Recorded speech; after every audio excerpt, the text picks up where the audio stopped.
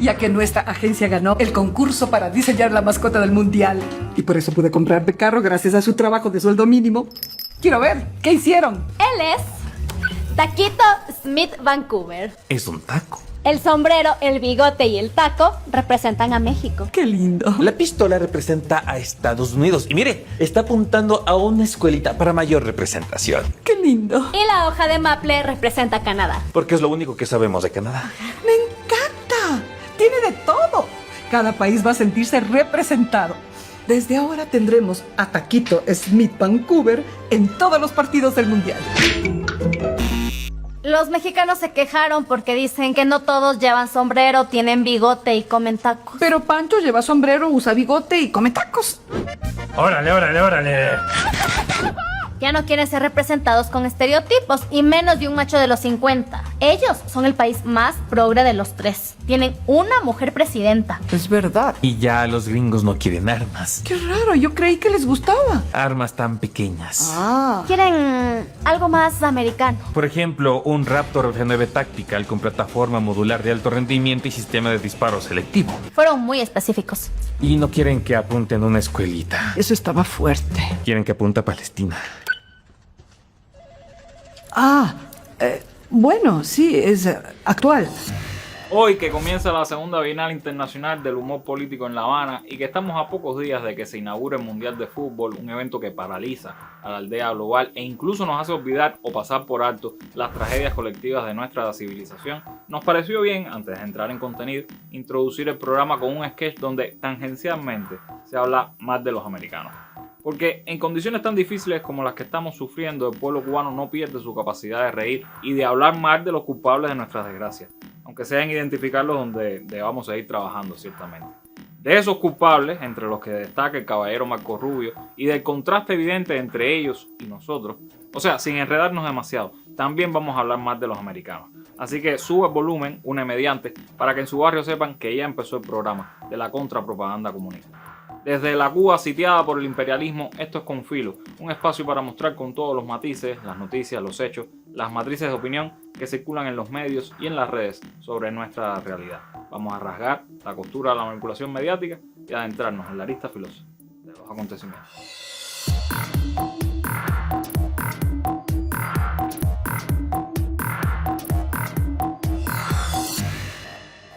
Nosotros los cubanos somos luchadores. Nosotros mismos transformamos las cosas. Con lo poco que tenemos, nosotros sobrevivimos. Y para adelante.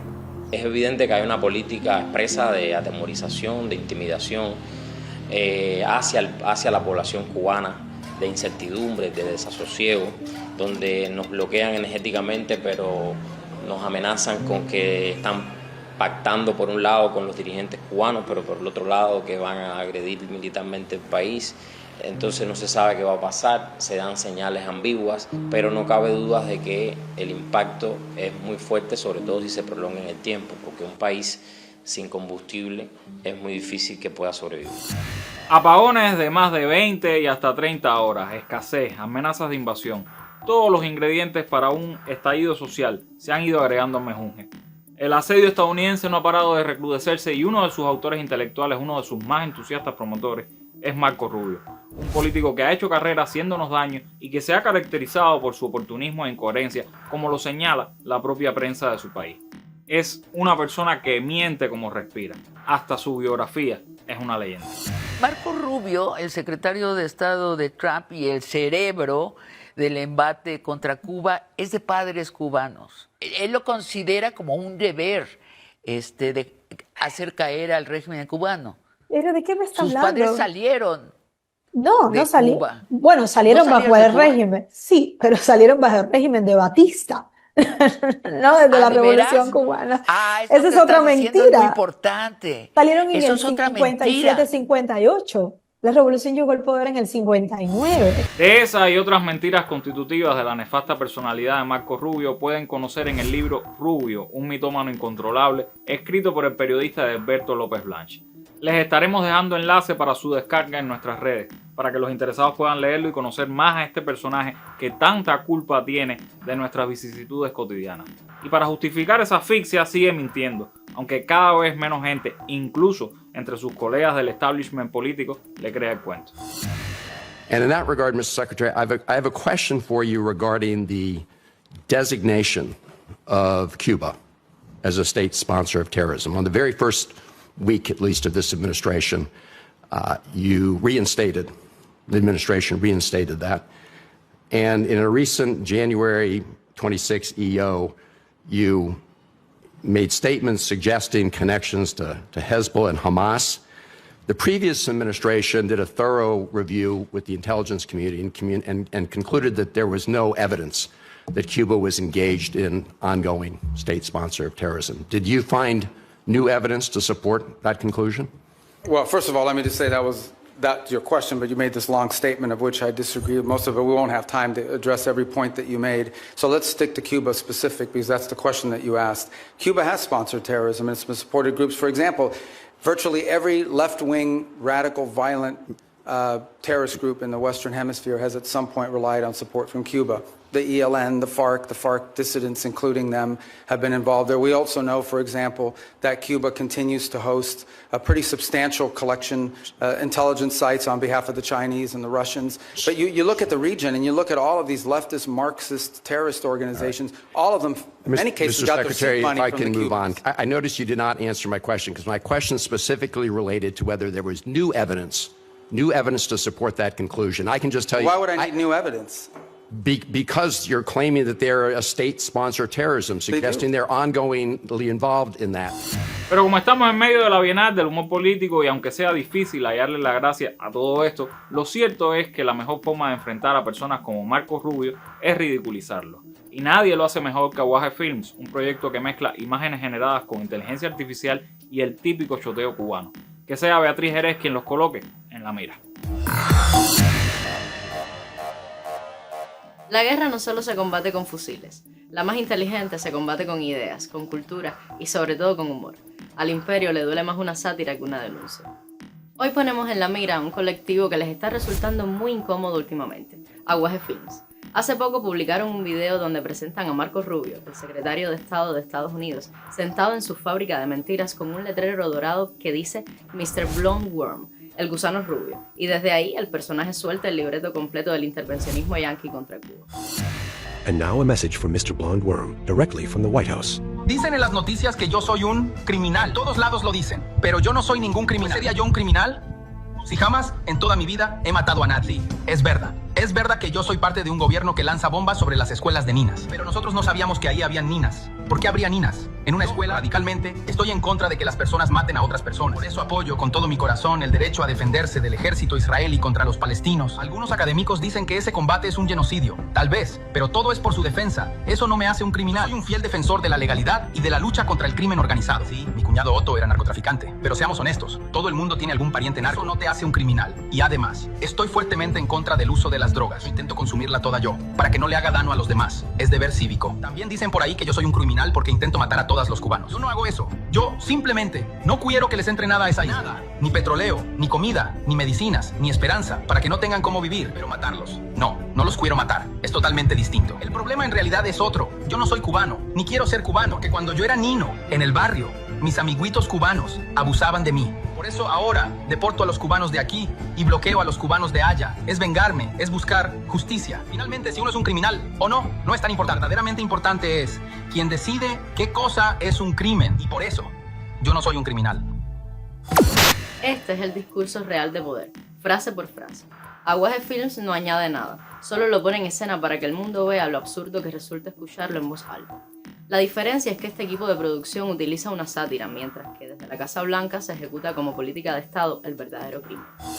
Mr. Secretary, it seems like you have an issue admitting facts. You can't say that the president lost the 2020 election, just like you won't admit President Trump is losing this reckless war of choice, and just like you couldn't admit that the shoes the president bought you were too big. You clearly don't know what winning means, and not because the facts are unclear to you, it's because telling the truth would cost you your job, and the American people are entitled to a Secretary of State who tells them the truth even when the president doesn't want to hear it, and my constituents, our service members, deserve better. Mr. Chairman, I yield back.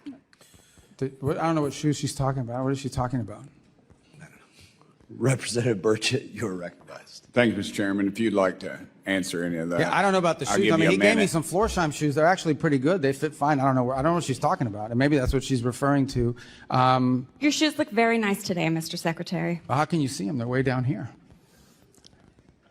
We're talking about shoes. Are you guys kidding me? I mean, is this the Foreign Affairs Committee or is this like a circus? What is this? I think it's a circus, but I appreciate you being here, Mr. Secretary. Hablando de fábrica de mentiras, ¿saben que el verdadero señor Rubio usa zapatos unas tallas más grandes? No es para caminar ni nada parecido, es para calzar el pie que le exige su amo Trump. Así de ridículo es el imperio cuando intenta poner orden en sus propias filas. Mientras al imperio le sobran millones para financiar influencers y medios pagados que repiten consignas, a Aguaje Films le sobra talento para responder con algo que no pueden comprar: identidad, cultura y un humor que desmonta la mentira. La manipulación se disfraza, pero nosotros la desmontamos aquí, siempre en la mira. Nosotros tenemos programas de atención a niños con cáncer que son muy efectivos. Hoy están limitados por medicamentos, están limitados por insumos y por lo tanto la sobrevida de esos niños que padecen de cáncer se disminuye y también se afecta. Hoy nuestros hospitales no tienen la energía que necesitan por los apagones, se ven afectados. Por lo tanto, hoy hay una lista de espera en operaciones quirúrgicas de más de 100.000 pacientes cubanos. Y entre ellos hay más de 12.000 niños. Tanto fíjate qué impacto más criminal del bloqueo. Nuestros médicos, nuestro personal de enfermería, nuestro personal paramédico llega por las mañanas a cumplir con su deber humanitario ante sus pacientes, tal vez habiendo tenido una noche de muy mal dormir por los apagones o porque si por la madrugada en sus casas hubo energía, era el momento que tenían que aprovechar para hacer todo lo que tienen acumulado en la casa. Pero que les cuesta trabajo también moverse en transporte, porque también el transporte público está limitado por la falta de combustible, pero llegan, atienden a sus pacientes.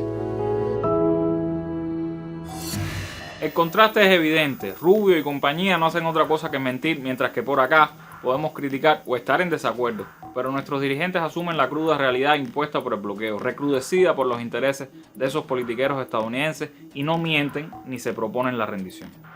Y lo hacen con el apoyo al empeño de nuestros científicos de emanciparnos por nosotros mismos, por nuestros propios esfuerzos, logrando hazañas que asombran al mundo, con el apoyo material a las necesidades del pueblo en materia de salud, incluso en las peores circunstancias económicas posibles.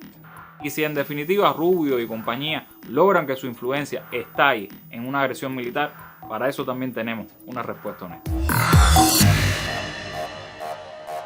Los enemigos históricos de la nación pretendían humillar a Cuba con la acusación a su líder, y todo lo que han logrado es desatar la legendaria rebeldía de este pueblo que los repudia y condena, mientras canta felicidades al general de ejército en uno de los cumpleaños más celebrados que se recuerde. Vuelven a la memoria entonces los inolvidables versos de Cintio Vitiel. Nos han unido para siempre, no saben lo que han hecho. Cuba quiere la paz. Cuba no provoca, no agrede ni desafía. Seguimos apostando por un clima de entendimiento con Estados Unidos sobre la base del respeto mutuo, a pesar de nuestras diferencias, como se demostró que sí es posible. Ahora bien, si la patria es atacada, responderemos en legítima defensa.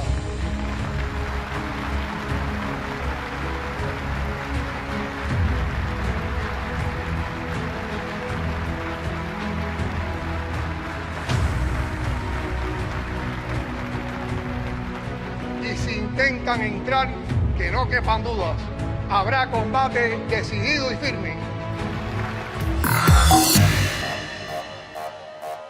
Como canta Silvio, en Cuba quedamos muchos que todavía podemos sonreír en medio de la muerte. Por eso, entre apagones, sofocados por el intenso verano que apenas comienza, con el peso de la crisis a diario en nuestras espaldas, somos muchos los que estamos dispuestos a resistir. Y a resistir incluso con buen humor, riéndonos de los que nos agreden, riéndonos de estos días aciagos que nos ha tocado vivir, riéndonos de los que nos quieren mal, sobre todo si es de Marco Rubio.